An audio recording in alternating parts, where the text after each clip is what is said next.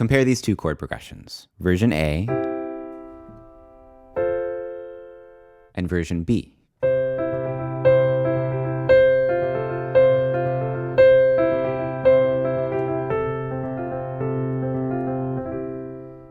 Those are the same chord progression. All we've done is add a rhythm pattern that makes the progression sound a little more like something you might play on finger-picked guitar. 1 second.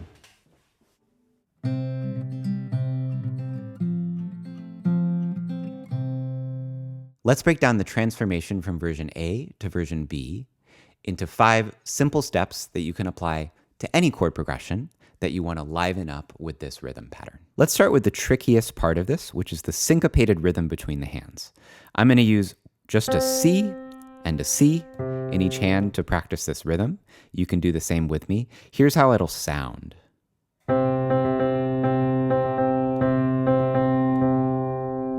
Now let me count that through really slowly. 1 E and a 2 E and a. That's it. It's that little rhythmic cell that gets repeated over and over again to create this pattern. So take it really slowly at first, and it will pay off. And you'll notice the left hand is just playing on the beat, 1 E and a 2 E and a. And the right hand kind of surrounds that second beat. A 2 E, a 2 E. That might help with this pattern. And the fact the left hand is playing on every quarter note is part of what makes this sound guitaristic. You'll hear in a lot of guitar finger picking patterns that the thumb of the guitarist's right hand is on the lowest note in the pattern. And that will end up forming this kind of anchoring beat that they'll play with their thumb on every quarter note. So as you get more comfortable with this pattern, you can train your attention onto your left hand and make sure that the beat in your left hand feels really steady.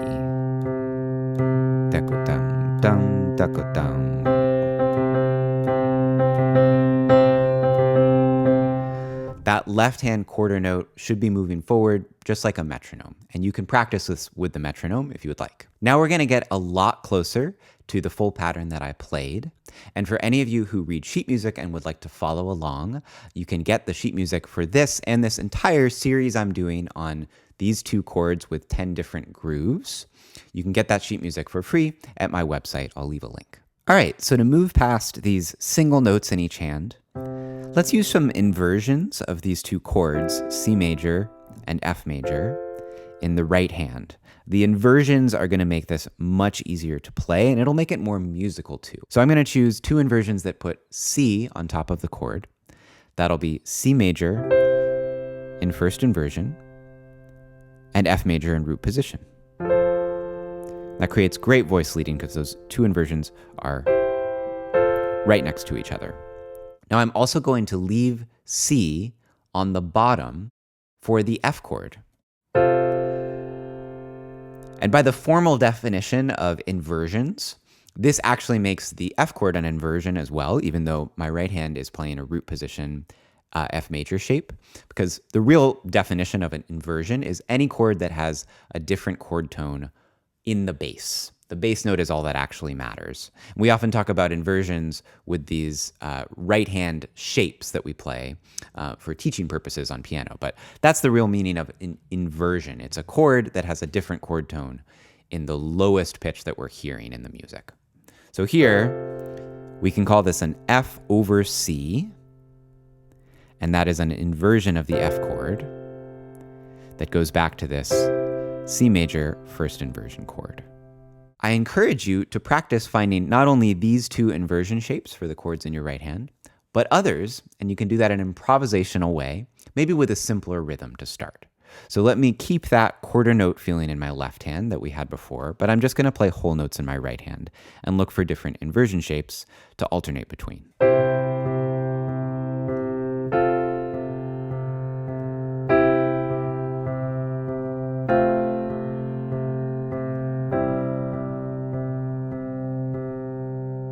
Now, an important part of the sound of what I just did is the sustain pedal. So that's our 3rd step here. I want you to make sure you're using sustain pedal and you're changing the pedal every time we move to a new chord. Here, I put the pedal down, then I change, change, change, change, change. You should note that the coordination of the pedal is the same for this simplified rhythm pattern as the coordination will be once you add back in that more complex finger-picking style syncopation. So get comfortable with the syncopation of changing the pedal briefly every time there's a new chord, and it will serve you well for all of the more complex rhythms you want to use. With that, let's add this rhythm back in. So I'm going to express that first syncopation we looked at, 1 E and a, 2 E and a. I'm going to express that through the notes of the chord. 1 E and a, 2 E and a, 1 E and a, 2 E and a. I'll take it even slower so you can see how it works with the left hand. 1 E and a, 2 E and a. And that's it. If you can do that once, all you need to do to play the full pattern is repeat that. Repeat that same little rhythmic coordination over and over again.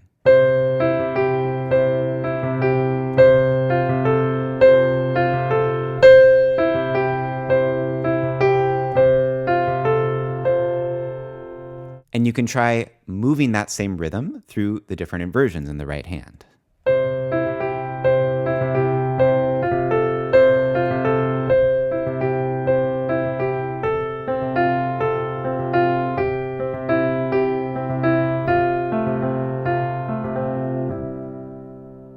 Okay, we're almost there. We're almost to the version B. This is definitely sounding like something that you might hear on fingerstyle guitar.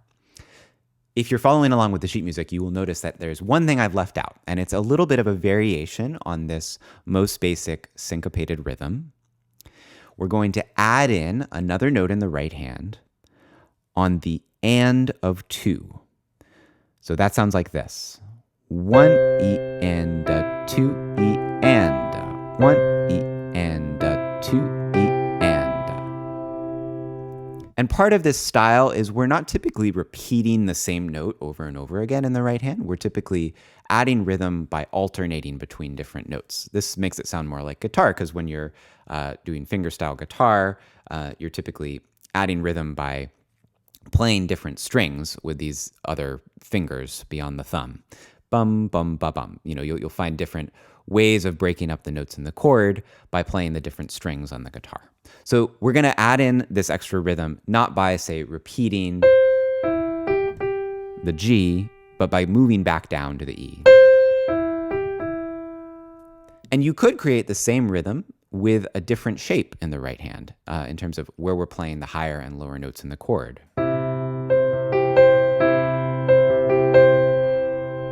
So that opens up a really fun area to explore. All of the many variations you can play on this basic structure, right? So we could use the same rhythm we're playing, but we could simply change around the pattern and the order of the notes in the right-hand chord. We could also do slight variations on the rhythm. Say, instead of hearing 1 E and a, 2 E and, I want to also play on the of 2 and add even one more rhythm in the right hand.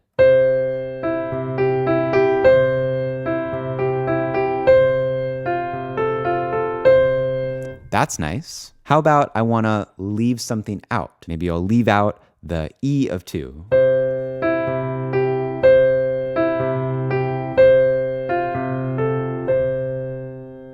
So long as you're feeling where that subdivision grid is, that's all of those syllables we're counting. 1 E and a, 2 E and a.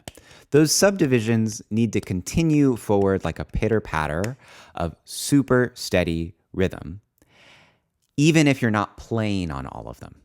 But if you can hear them internally, we call that audiation, and you can practice these different patterns along with, say, counting those syllables aloud, then you will have super steady rhythm, and the world is your oyster in terms of which of the subdivisions you actually want to play as part of that right-hand pattern. So there's tons of room for exploration and improvisation with this kind of rhythmic pattern that you can add in to chords between the two hands. Now, if you enjoy this kind of applied theory approach to learning piano, where you're free to explore and improvise on your own, That's the way I like to teach, and you're a great fit for my membership program.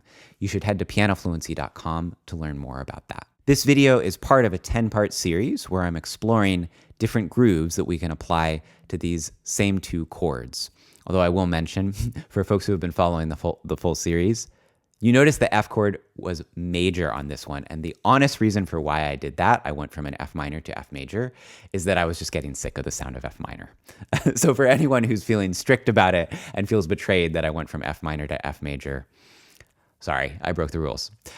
Anyway, if you'd like to explore the rest of the videos in that series, I'm going to leave a playlist for that here. I'm publishing one video per week, and if you're watching this in the future, you can just watch the whole playlist in one go and see some of these different ways that we can use different rhythms to make a two-chord pattern more interesting. With that, I want to thank you for joining me. My name is Ted with Piano Fluency.